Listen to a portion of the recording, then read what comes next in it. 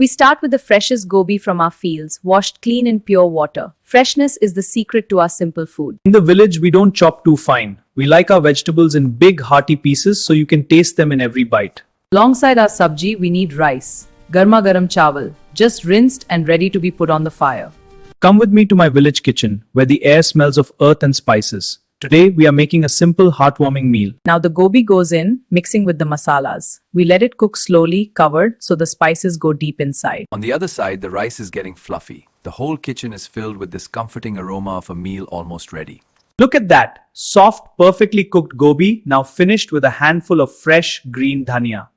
Time to serve. Hot rice, and on top of it, our delicious gobi sabji. This is how we eat it every day. Simple ingredients cooked with love. This is the real taste of the village. Garma-garam, ready to eat. The heart of this dish is the tadka. Mustard oil, loud crackling jeera, and the smell of Desi spices filling the air.